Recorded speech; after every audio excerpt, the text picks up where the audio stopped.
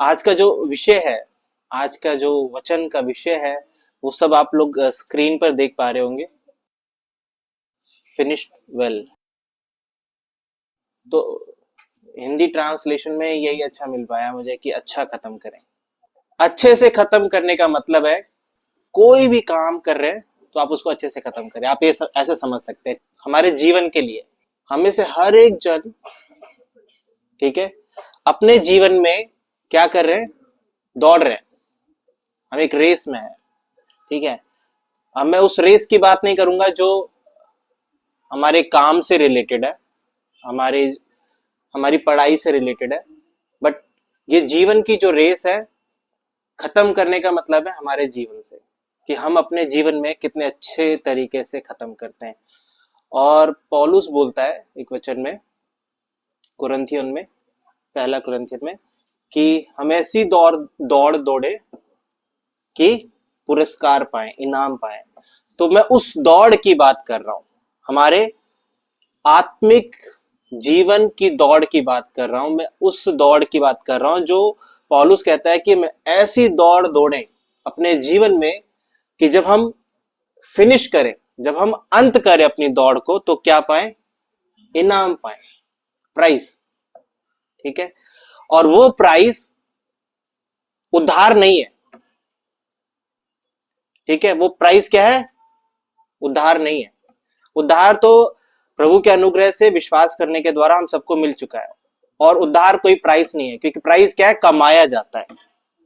और उद्धार क्या है, गिफ्ट है, जो कि आप कमा नहीं सकते। गिफ्ट और प्राइस में क्या अंतर है, प्राइस आप कमाते हो, आप मेहनत करते हो।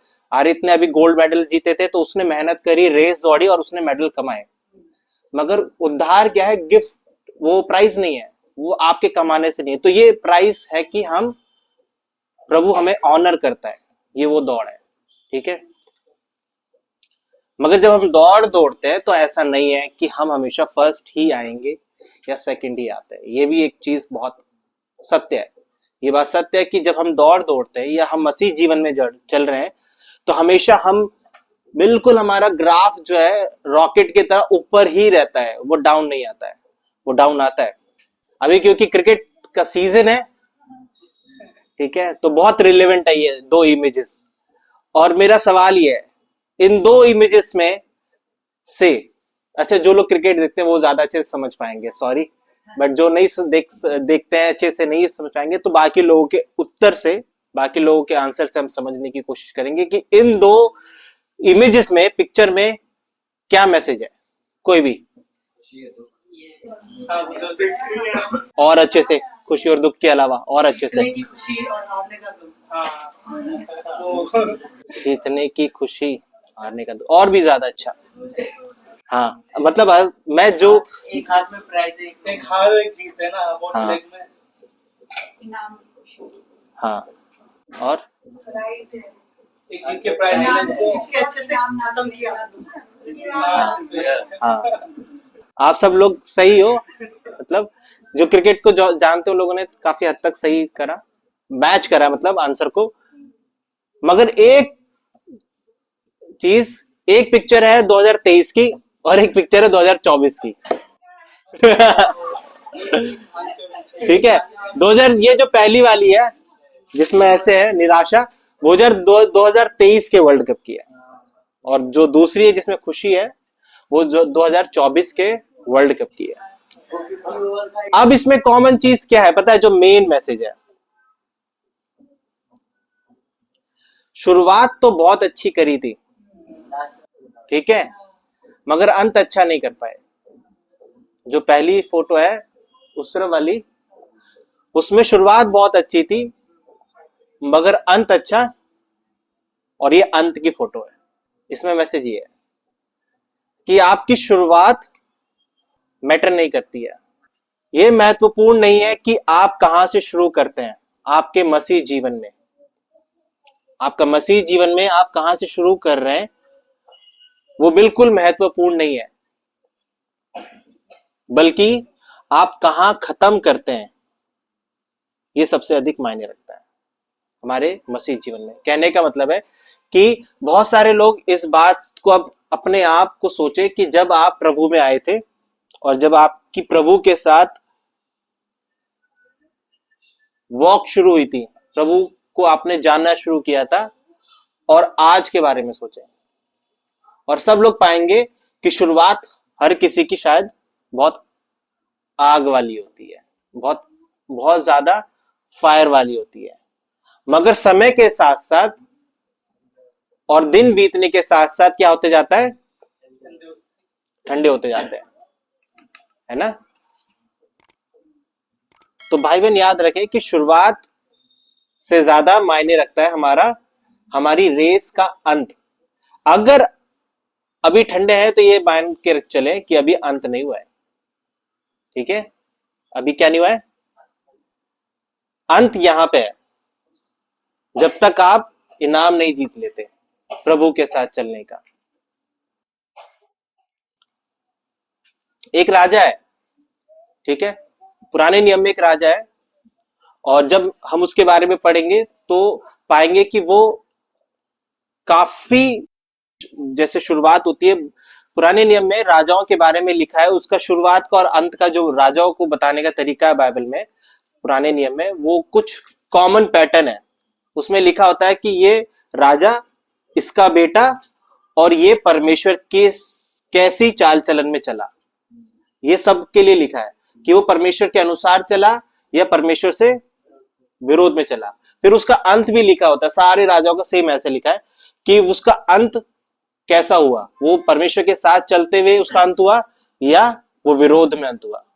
तो वैसे एक राजा है जिसका नाम है राजा आसा, और जब आप उसके बारे में पढ़ेंगे तो पाएंगे कि वो एक बहुत अच्छा राजा है जिसने बहुत अच्छी शुरुआत करी है, और अपने राज्य में क्या करता है, वो बहुत अच्छे तरीके से खुद को भी प्रभु के साथ चलने की कोशिश करता है और दूसरे लोगों को भी क्या करता है, इकट्ठा करता है परमेश्वर के साथ चलने के लिए। और क्या होता है, जब हम प्रभु के साथ चलते हैं और अपने आत्मिक जीवन में क्या करते हैं, जोर लगाते हैं कि प्रभु के साथ दिन एक एक दिन करके प्रभु में बढ़ेंगे, और प्रभु के साथ चलने के साथ साथ हम अपने आत्मिक जीवन में भी ध्यान रखेंगे कि हम गिरे ना। तो क्या करते हैं, हम देखते हैं कि प्रभु का आत्मा हमें गाइड कर रहा है, लीड कर रहा है, ठीक है, हमें चला रहा है, और सेम उसी के साथ था कि वो प्रभु पे पूरा निर्भर होके आगे चल रहा है, मगर उसका समय में भी ऐसा डाउनफॉल आता है, ठीक है? और वो क्या करता है, उससे पहले वो अपने जीवन में परमेश्वर के अनुग्रह को देख चुका है, जब लोग उसके ऊपर आक्रमण कर रहे हैं और वो पूरी तरीके से प्रभु के ऊपर निर्भर होता है, और परमेश्वर उसको क्या देते हैं, अपनी सामर्थ के द्वारा छुटकारा देते हैं। और जब वो पूरी तरीके से सब कुछ लाइफ में अच्छा चल रहा है, तो क्या होता है, उसका फोकस क्या हो जाता है, भटक जाता है, उसका फोकस भटक जाता है। और अक्सर हमारी लाइफ में जब सब कुछ सही चल रहा होता है, वो एक फेज होता है, वो एक समय होता है कि भटकने का। और उसमें सबसे महत्वपूर्ण होता है कि हम लोग अक्सर सोचते हैं कि इंटेंशन बहुत ज्यादा इंपॉर्टेंट है, हमारे अंदर का मन बहुत ज्यादा इंपॉर्टेंट है, रास्ता इंपॉर्टेंट नहीं है, और वो भी वही वो करता है। इसको हम इस तरीके से देख सकते हैं कि जब हम अपने जीवन में फोकस हट जाता है, सिर्फ फोकस रह जाता है जीने पे, किस पे?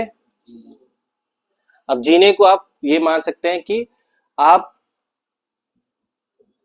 वो सब चीजें कर रहे हैं जो आपके शरीर के लिए जरूरी है, ठीक है? सब चीजें जो एक इंसान, इस दुनिया का हर एक इंसान जो कर रहा है, आप सिर्फ वो चीजें कर रहे हैं जो जीने के लिए जरूरी है, और सिर्फ आपका मकसद वही बन चुका है।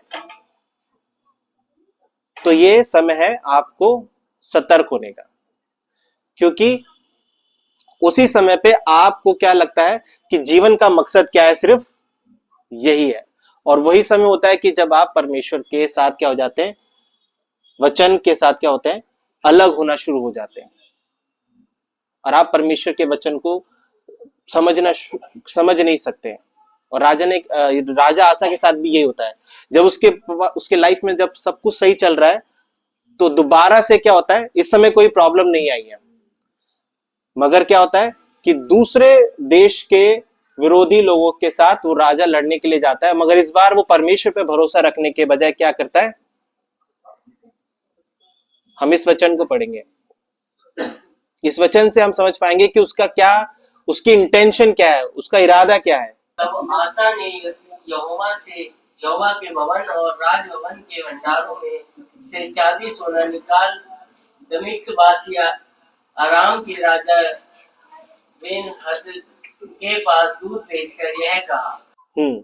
अभी क्या हो रहा है, उसके ऊपर प्रॉब्लम आई है। इससे पहले जब प्रॉब्लम आई थी तो वो परमेश्वर के पास गया, ठीक है, याद रखें, उसके एक्शंस बहुत मैटर करते हैं, ठीक है। इससे पहले वो परमेश्वर के पास गया और वो गिड़गिड़ाता है प्रार्थना में, और वो कहता है कि सामने वाली सेना जितनी बड़ी है, मगर मैं अपने परमेश्वर यहोवा पर भरोसा रखूंगा। मगर यहाँ पे वो क्या करता है, यहोवा के भवन में और राजभवन के भंडारों में से चांदी सोना निकालकर वो क्या करता है, एक दूसरे देश का राजा है, दमिश्क का राजा है बेन-हदद, उसके पास वो सोना चांदी भेजकर क्या मांगता है, मदद मांग रहा है।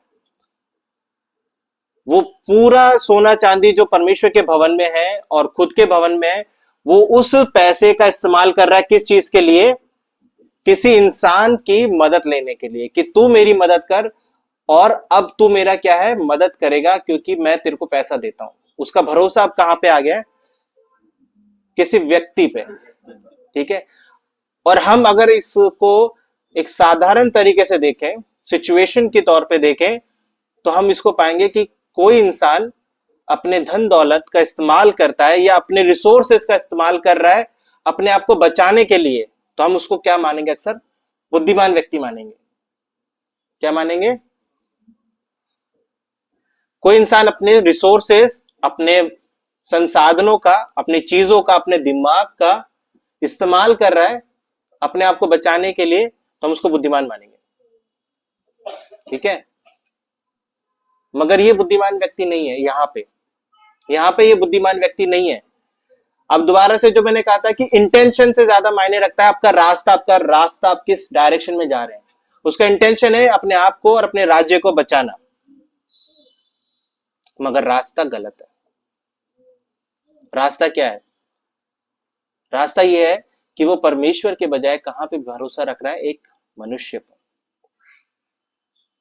और कई बार हम अपने आप को सही करने के लिए, अपने आप को, एक्चुअली में मनुष्य क्या होता है, अपने आप को तसल्ली देने के लिए, अपने आप को सही ठहराने के लिए, दूसरों की नजर में और यहां तक कि परमेश्वर की नजर में भी सही ठहराने के लिए अपने इंटेंशन का इस्तेमाल करता है। इंटेंशन को अगर हम कहें तो अपने अंतर्मन का, कि मेरा इंटेंशन सही था, बेशक रास्ता गलत था,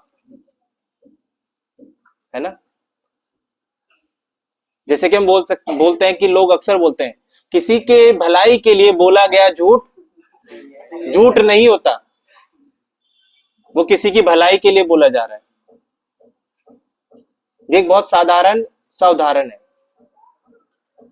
आपकी इंटेंशन तो सही है, मतलब आपका मकसद तो सही है ना, किसी के भलाई के लिए आप झूठ बोल रहे हो, मगर मकसद मैटर नहीं करता है, मकसद मायने नहीं रखता है, रास्ता मायने रखता है।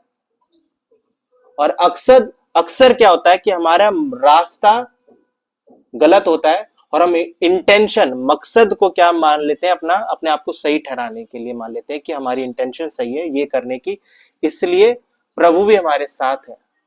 हम लोगों को भी अपने आप को प्रूफ करने के लिए करते हैं। और राजा आसा का भी यही था, वो अपने राज्य को बचाना चाहता है, अपने आप को स्ट्रॉन्ग करना चाहता है, दुश्मनों से बचाना चाहता है, मगर इंटेंशन गलत है। वो परमेश्वर की जगह किसका भरोसा लेता है, मनुष्य का। यहां पे याद रखें कि उसका सोना चांदी बेचना गलत नहीं है, आप ये भी याद रखें। अगर वो अपने राज्य का सोना चांदी बेच रहा है वो गलत नहीं है, वो परमेश्वर के भवन का सोना चांदी निकाल कर बेच रहा है वो भी गलत नहीं है। भाई बहन, इसको ये मत समझे कि उसने जो सोना चांदी बेचा वो गलत किया। उसका मन ही कहां पे था कि कौन मुझे बचा सकता है, वो व्यक्ति ही मेरे को क्या कर सकता है, इस आने वाली मुसीबत से बचा सकता है। जब हमारे इंटेंशन व्यक्ति विशेष हो जाती है, जब हम व्यक्ति विशेष को ज्यादा महत्व देते हैं और रास्ते भूल जाते हैं कि परमेश्वर का रास्ता ये बताता है, तो अक्सर क्या होता है, राजा आसा के जैसा होता है। जब अगले केस में क्या होता है, अगला है कि हम जिन लोगों से घिरे हुए हैं वो बहुत मैटर करता है। आपकी आपकी रेस का अंत अच्छा होने के लिए दूसरी चीज जरूरी है कि आप किन लोगों से घिरे हुए हैं। और बाइबल अच्छे से बताती है कि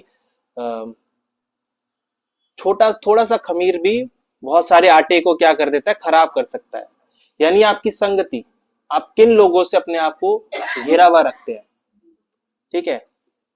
और राजा आसा क्या होता है, वो अपने अगले पद में सोना चांदी देने के साथ साथ कुछ शब्द भी बोलता है। और वो क्या शब्द है, और वो शब्द दिखाते हैं उसकी किसको, उसके घेराव को, कि वो किन लोगों से घिरा हुआ है, वो किन लोगों को अपने पास चाहता है।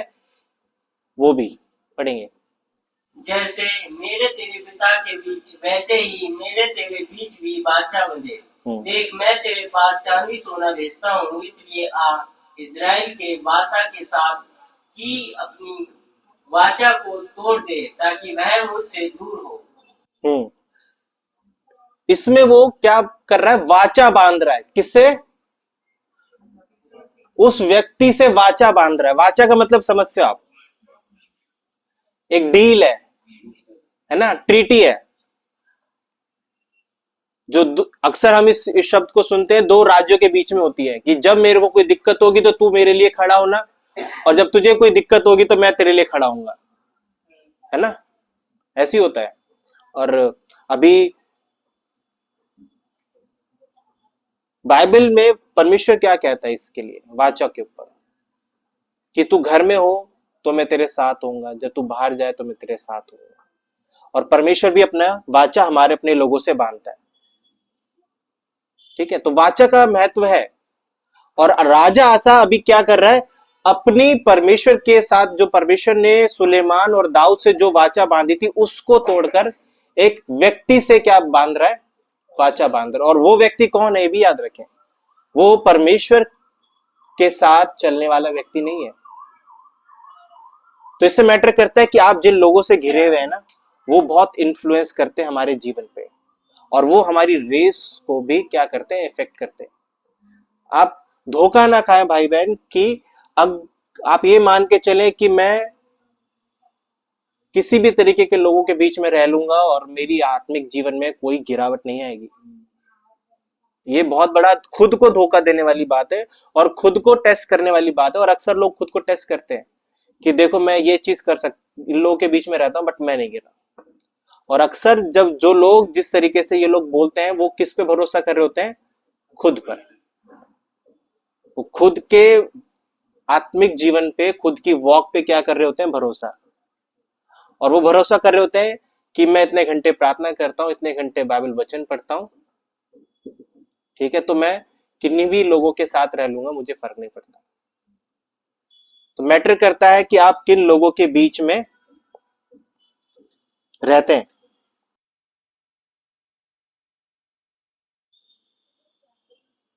ये चीज दिखाती है परमेश्वर के सामर्थ को। इस वचन से हम पाते हैं कि परमेश्वर के सामर्थ क्या है।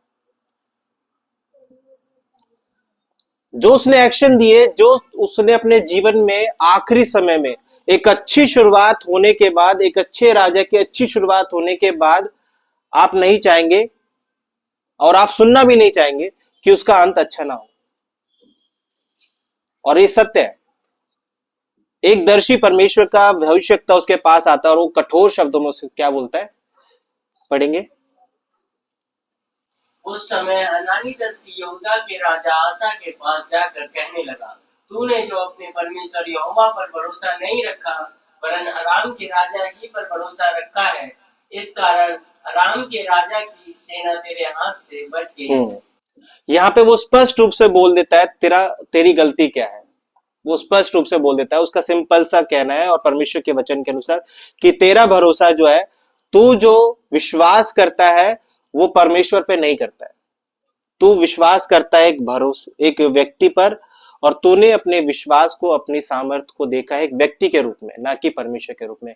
और अगर हम आगे उस पदों को पढ़ेंगे तो वो ये भी याद दिलाएगा कि तू भूल गया कि परमेश्वर ने इससे भी बड़ी सेना को तुझे बचाया। तूने परमेश्वर को क्या छोटा समझा। तो वो कठोर शब्दों में राजा का क्या करता है, निंदा। कठोर शब्दों में राजा की निंदा करता है। और आप नहीं मानेंगे कि जब व्यक्ति कठोर होता है, ये परिस्थिति है जो मैंने बोला कि जब इंसान अपने लाइफ के उस चक्र में फंस चुका होता है, ठीक है, जीवन जीने वाले चक्र में, सिर्फ जीवन जीना एक मकसद है, तो इंसान का हृदय कठोर होना शुरू हो जाता है। और जब इंसान का कठोर हृदय होना शुरू होता है तो वो परमेश्वर के वचन को भी क्या करता है, तिरस्कार करता है और निंदा करता है। और इस राजा ने भी ऐसा ही किया। उस व्यक्ति ने, राजा आसा ने इस भविष्यवक्ता को मृत्यु दंड दिया। क्यों? क्योंकि उसने उसके मुंह पे क्या बोला कि तू गलत है। एक परमेश्वर के साथ चलने वाला व्यक्ति, जिसने परमेश्वर के लिए अपने जीवन में एक एक स्टोन तैयार किए अचीवमेंट के, राजा इस व्यक्ति ने, अंत में वो परमेश्वर के सत्य को बोलने वाले व्यक्ति को मृत्यु दंड देता है। ये स्थिति दर्शाती है उसके कठोर हृदय को, कि परमेश्वर का वचन भी उसके हृदय में क्या नहीं कर पा रहा है, नहीं काम कर रहा है, नहीं जा रहा है। और ये सबसे भयानक स्थिति होती है भाई बहन, याद रखें कि जब हमारा हृदय कठोर हो चुका होता है तो हम परमेश्वर के वचन को आदर नहीं देते।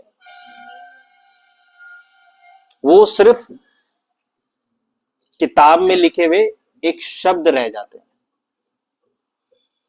वो किताब में लिखे हुए शब्द हैं और कुछ नहीं है। और ये आत्मिक पैरालाइज्ड है। मैं इसको एक शब्द दूंगा, ऐसे व्यक्ति है आत्मिक पैरालाइज्ड। पैरालाइज्ड शब्द सुना है? पैरालाइज्ड बीमारी होती है जब शरीर का एक हिस्सा काम करना बंद कर देता है, सुन्न हो जाता है। सुन, उधर सुई भी चुबा लो तो कोई महसूस नहीं है। आत्मिक पैरालाइज्ड भी वैसे ही है कि आप उसको बाइबल के वचन और कुछ भी कर लो, सुन पड़ाओ, और वो वही करेगा जो उसका मन चाह रहा है। और उसका एक्शन भी दर्शाता है कि उस व्यक्ति को, वो उस भविष्यवक्ता को राजा मृत्यु दंड देता है सिर्फ इस वजह से कि उसने उसके विरुद्ध में क्या कहा कि तूने गलत किया है, तू परमेश्वर के बजाय तूने मनुष्य पे, तूने इंसानों पे भरोसा रखा है, और उसकी सजा उसको मृत्यु देता है। इसलिए हम कहते हैं कि उस राजा के बारे में तो चलो हमने शुरुआत और अंत पढ़ा हुआ है, इसलिए हम जानते हैं कि उसका शुरुआत अच्छा था मगर अंत अच्छा नहीं था, क्योंकि पास्ट है, बीती हुई कहानी है। मगर हम प्रेजेंट में अभी, ठीक है, हम पास्ट नहीं है, हम लोग अभी भी दौड़ में हैं। तो इसलिए सबको मैं उत्साहित करना चाहूंगा, अपनी शुरुआत से ज्यादा गौर करें अंत की तरफ, ठीक है। अपनी शुरुआत से ज्यादा गौर करें कि मैं अंत कैसा करूंगा मेरा, और वो अंत ही केवल नहीं है महत्वपूर्ण रखता है, मेरा आज का दिन, मेरा हर एक स्टेप उस अंत की तरफ बढ़ने वाला होना चाहिए। आप सिर्फ अंत को सोचकर आज को भी नहीं भूल सकते। उसकी यही गलती थी, उसने आज में क्या करा, ढीला छोड़ दिया। आपकी शुरुआत कैसे थी वो मायने नहीं रखती है, इसलिए मायने रखता है कि आपकी आत्मिक जीवन का जो अंत है, जो पौलुस कहता है कि मैं ऐसी दौड़ दौड़ता हूं कि पुरस्कार पाऊं। मकसद वही है कि अंत तक ऐसी दौड़ दौड़े कि हम पुरस्कार पाएं। परमेश्वर हमें वो क्राउन दे, वो ताज दे। और इसमें एक चीज और है कि अक्सर हम लोग ऐसे मानते हैं कि समय और उम्र क्या कर देती है, हमें बेहतर बनाती है। समय और उम्र हमें और बेहतर बनाती है। मतलब जितना हम समय देते हैं, समय के साथ साथ और उम्र के साथ साथ हम प्रभु के वचन को और प्रभु के साथ और अच्छे चलने लग जाते हैं। ये भी एक झूठ और एक गलत धारणा है। अक्सर जो लोग प्रभु में बहुत पुराने हो चुके होते हैं वही अक्सर बहुत नीचे पाए जाते हैं, क्योंकि उनका सेल्फ, वो खुद को क्या मान चुके अभी तक अपने बारे में कि मैं प्रभु को बहुत पहले से जानता हूं। तो एक सेल्फ क्या है, रिलैक्स है। एक खुद से क्या है, अपने आप में मैं पैदाइशी क्रिश्चियन हूं तो मैं प्रभु को तुमसे ज्यादा बेहतर जानता हूं। मैं 15 साल से चर्च में आ रहा हूं, बाइबल पढ़ रहा हूं। तो ये एक झूठ है। और नया व्यक्ति क्या करता है, नया व्यक्ति अपने आप को क्या करता है, वो मान के चलता है कि मैं तो नहीं जानता कुछ भी, मैं तो कुछ भी नहीं जानता हूं। पास्टर जी आप ही सब कुछ जानते हो। उसको पता है कि वो कुछ नहीं जानता, इसलिए वो बेचारा हर दिन क्या कर रहा होता है, अपने आप को छोटा समझकर और सीखने की इच्छा से बढ़ रहा होता है। खतरे में वो लोग हैं जो मानते हैं कि हम तो बहुत पहले से प्रभु को जानते हैं, बहुत समय हो गया है, 15 साल, 5 साल, 10 साल, 20 साल, और हमारी उम्र भी बहुत हो गई है। तो याद रखें, असली खतरे में वही लोग हैं। समय और उम्र हमें प्रभु में बेहतर नहीं बनाती है। अगर बेहतर बनाना होता तो राजा आसा एक बहुत अच्छा उदाहरण होता। तो अब ये सवाल है, ये सवाल हम सब के लिए है, और सब लोग पढ़े, मन में पढ़े।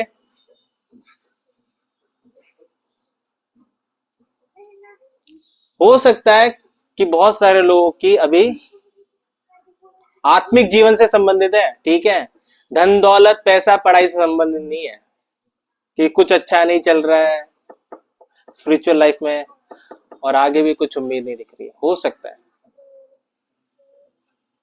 तो कुछ लोग सोच रहे होंगे कि जिंदगी में कुछ अच्छा नहीं चल रहा है, डाउन है, और आगे भी कुछ होप नहीं दिख रही है।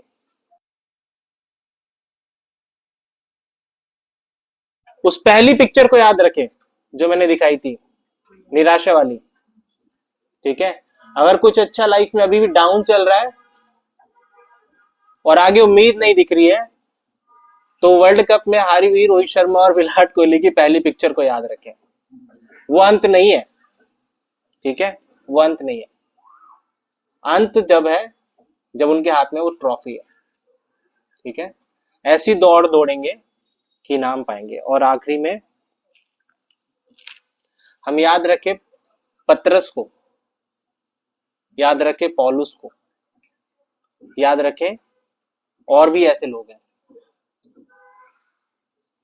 एक समय था कि यीशु मसीह को इनकार कर चुके थे, ठीक है। तो हम मान सकते हैं वो अंत है, हम मान सकते हैं कि वो अंत है, मगर वो अंत नहीं है। परमेश्वर पूरी तरीके से सामर्थ्य रखता है हमारी कमजोरियों में, ठीक है। और दूसरा कुरिन्थियों 12:9 कि जब आपको लग रहा है कि आगे क्या नहीं है, होप नहीं है, उम्मीद नहीं है, कमजोरी है, ठीक है, पतरस की तरह कि जो खुद प्रभु को इनकार कर चुका है 3 बारी, और अंदर क्या है, गिल्ट है मना करने का, तो पढ़ेंगे राजीव। पर उसने मुझसे कहा, मेरा अनुग्रह तेरे लिए बहुत है, क्योंकि मेरी सामर्थ्य निर्बलता में सिद्ध होती है। इसलिए मैं बड़े आनंद से अपनी निर्बलताओं पर घमंड करूंगा कि मसीह की सामर्थ्य मुझ पर छाया करती है।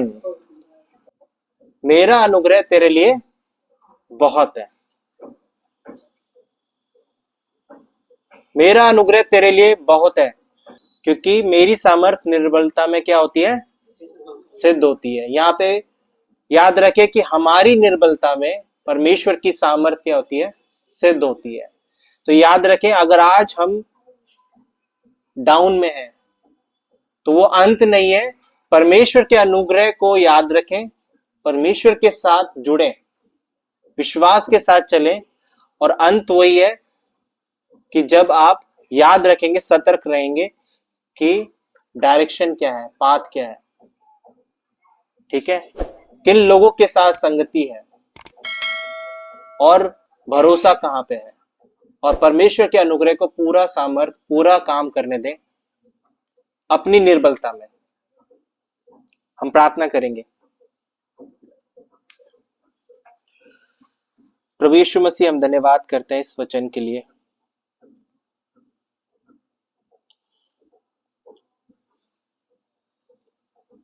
और थैंक यू प्रभु, आपने हमारी निर्बलताओं में, हमारी कमजोरियों में प्रभु जी हमें संभाला है प्रभु। और ये जरूरी है कि प्रभु हम अपने आप को जांच पाए प्रभु जी, अपने आप को अंदर से खुद से देख पाए प्रभु कि हम कितने कमजोर हैं प्रभु। और जब हम देखते हैं प्रभु अपने आप को, एक प्रभु आईने के समान प्रभु जब अपने आप को जांचते हैं, तो प्रभु पाते हैं कि बहुत सारी कमियां हैं, बहुत सारी कमजोरियां हैं। और तभी प्रभु हम जान पाते हैं तेरी सामर्थ को प्रभु जी, क्योंकि हम अपनी इस कमजोरियों में तेरी सामर्थ पे भरोसा रखना सीख पाएंगे प्रभु जी, तेरे अनुग्रह को जान पाएंगे प्रभु जी। इसलिए प्रभु जरूरी है कि हम अपने सेल्फ पे बिलीव ना करें, अपने खुद पे भरोसा ना रखें, हम मनुष्य पर भरोसा ना रखें, और एक ऐसी दौड़ को दौड़े प्रभु कि इनाम पाए। और वो केवल प्रभु हम तेरे अनुग्रह के द्वारा ही कर सकते हैं, क्योंकि हमारी कमजोरियों में प्रभु तेरी सामर्थ काफी है। प्रभु आप हमें सिखाएं इस वचन के द्वारा तेरे साथ चलना, और अंत में प्रभु जी उस इनाम को पाना जो प्रभु तेरी ओर से है। और अगर आज प्रभु जी हम डाउन में हैं, तो याद रखें कि ये अंत नहीं है प्रभु जी, ये फिनिश लाइन नहीं है। आप हम सब से चाहते हैं कि प्रभु जी हम तेरे हाथ को थामेंगे प्रभु जी, और आगे बढ़ेंगे और अंत करेंगे प्रभु जी, जैसा आप चाहते हैं प्रभु जी। हम आपके हाथों में सौंपते हैं इस वचन को भी, हम सबको प्रभु। ये प्रार्थना यीशु मसीह के नाम से मांगते हैं, आमीन।